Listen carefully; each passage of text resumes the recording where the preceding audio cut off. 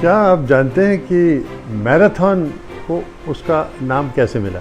कहते हैं, एक लेजेंड है कि एक ग्रीक सोल्जर था, उसका नाम था Pheidippides. Pheidippides was a part of the victorious battle of the Greeks against the Persians, बहुत साल पहले, at the battle field called Marathon. और वो फिर 26 मील भागा ये बताने के लिए अपने लीडर्स को, जो एक काउंसिल में गैदर्ड थे अपने असेंबली हॉल में, कि Greece has triumphed in the battle of Marathon. इतना थक गया था बेचारा। तो जो what was a triumph for Greece became a tragedy for Pheidippides. वो इतना थका हुआ था कि कहते कहते जैसे वो असेंबली पहुंचा, उसने उनको बताया कि वहीं गिर के ही collapsed and died. So goes the legend. But the marathon, as you can imagine, is a tough race to run. But do you know what is the toughest marathon in the world? Believe it or not, it is the Everest Marathon.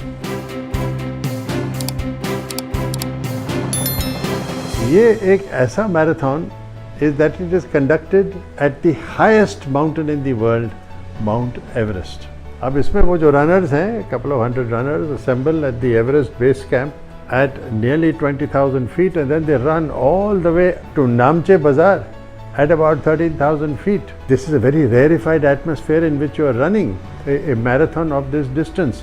और ये यकीन है कि मतलब आपके Olympic के marathon का जो वर्ल्ड रिकॉर्ड है वो कुछ 2 घंटे का है। यहाँ पे इस एटमॉस्फेयर में इतनी ऐसी ट्रेनिंग नहीं होती। It is also partly for fun, partly for the environment, partly for fitness. तो समटाइम्स टेक्स 5-6 घंटे भी लग जाते हैं वहाँ पे आप एवरेस्ट बेस कैंप से to reach Namche Bazaar. But it is a very historic event, and as I say nearly 200 or more people take part in this marathon around the world. They come every year. अब ये marathon जो है, Everest marathon, is the brainchild of a legend of Nepal tourism. This legend is called Bikram Pande. उनका एक और नाम है नेपाल में, क्योंकि ये ब्रिलियंट कॉन्सेप्ट उनका था, the concept man of Nepal, for this brilliant idea that he had of the Everest marathon. और आप जानते हैं ना कि ये इस एवरेस्ट मैराथन की वजह से नेपाल का टूरिज्म सीज़न जो है मई में ख़त्म होता। जब एवरेस्ट का सीज़न ख़त्म हो जाता है, वो मैराथन की वजह से एक और महीने चलता है, जून तक। अब मैं आपको ये बताना चाहूँ, I am very proud to know Bikram Pandey ji. Bikram Pandey 40 साल पहले ही was the coordinating officer on behalf of Yati Travels of our Everest expedition of 1984, 40 साल पहले। और बिक्रम जी जो थे, as a fan boy of Dev Anand film Guide. Imagine, वो गाइड फिल्म देख के इतने प्रभावित हुए कि he decided to become a guide himself in his own life, and yes, he has remained that true to his vision.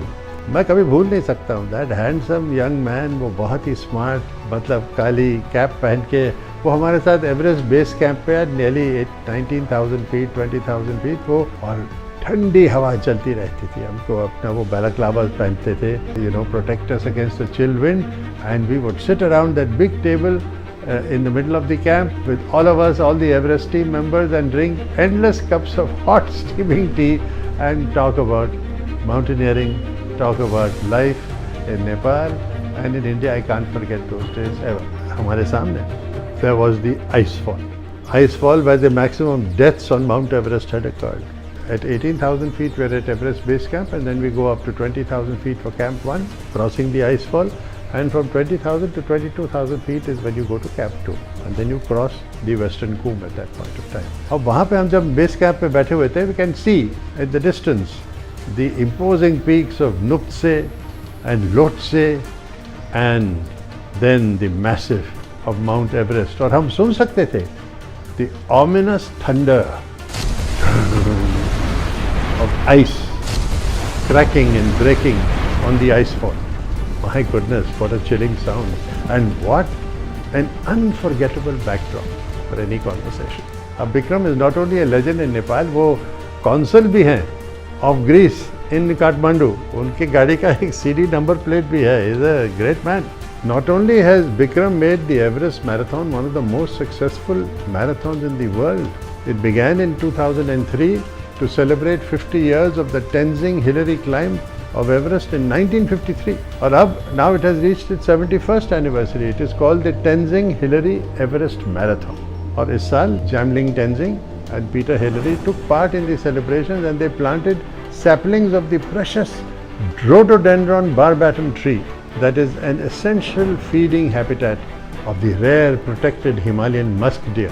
जो इतने सालों से history में it is almost hunted to extinction for the perfume industry. Remember musk perfume is a very valuable perfume and very sought after perfume by the fragrance industry. अब rhododendron is also national flower of Nepal और कुछ states of the United States में भी state flower है. भारत में भी 2-3 प्रांतों का state flower है. And because of the marathon, Bikram has been able to draw attention to the critical issues that Everest is facing today. उनमें से climate change है, pressure of population at the highest reaches of the mountain, क्योंकि एक ही समय पे बहुत सारे लोग एवरेस्ट के समय पे क्लाइम कर रहे हैं, बहुत सारे हेलीकॉप्टर लैंड कर रहे हैं, टेक ऑफ कर रहे हैं एवरेस्ट बेस कैंप पे भी और अलग अलग पॉइंट्स ऑफ एवरेस्ट ऑल्सो, 1 पे भी 2 पे भी. So they are creating what you might consider altogether combined. Climate change is also accompanied by a nightmare of pollution and global warming in what was in my time the coldest and the most beautiful part of Earth. अब इसी global warming की वजह से वो जो एक Everest के जो समिट के पहले एक बहुत feared, very difficult, promontory it was which you had to climb, called the Hillary Step, which you had to go up and almost fall off the peak if you couldn't succeed, and it was the most difficult obstacle just before the summit. अब वो तो गिर गया है और वो जो dangerous icefall जो था वो it was so difficult to negotiate climbing up to Everest from base camp. It was a nightmare for me. That's another story. अब वो कहीं कहीं वो पिघल गया है कई जगहों में, और जहाँ पे सॉलिड फ्रोजन आइस होता था जो आप आइस एक्स के ब्रेक करके ऊपर चढ़ते थे, अब तो वहाँ पे नहरें बह रही हैं. अब तो आपको you have to wade through it. अभी आप आइस एक्स से कोई फायदा नहीं है. So Everest as we know it may well become a black and lifeless rock. ये शायद बहुत ही एग्जैजरेटेड पिक्चर है, लेकिन अगर हम उसको रेगुलेट नहीं करेंगे क्लाइंबिंग को, और अगर विक्रम जैसे लोग नहीं हो जो एनवायरनमेंट कि save the environment, save the Himalayas को प्रोपगेट ना करें, if sufficient amount of rhododendron trees were not planted on the slopes of the Himalayas, they would become bare. The staple food of the famous protected musk deer of the Sagarmatha National Park would vanish from Mount Everest, and so would the deer. Bikram ji jo hai, they would like to appeal to you, to all those who have an environmental conscience and a desire to save Mount Everest. Please contribute to the rhododendron plantations to recreate the greenery that once existed just below Everest and in the high reaches of the Himalayas.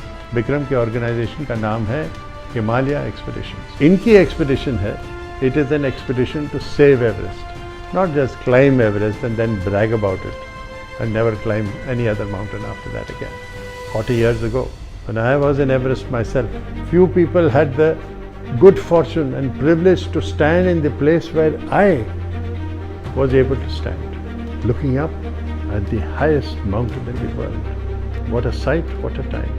But आज वो Everest base camp जहाँ पे विक्रम के साथ हम पहले मिले थे, वो अभी एक रॉकी बैरन सा प्लेटो है, और वहाँ पे जो हेलीकॉप्टर्स लैंड करते हैं वो गर्दा उठता है उससे.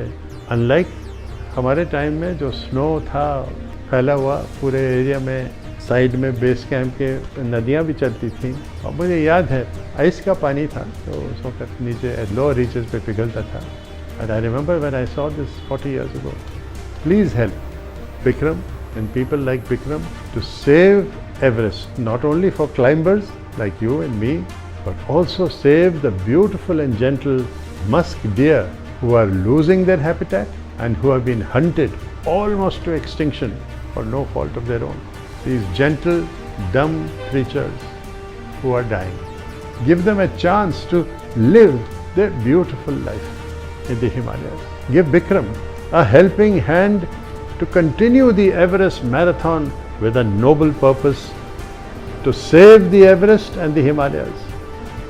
And this is a high, high purpose, higher even than Everest. Save it. Namaskar. मैं हूँ सिद्धार्थ.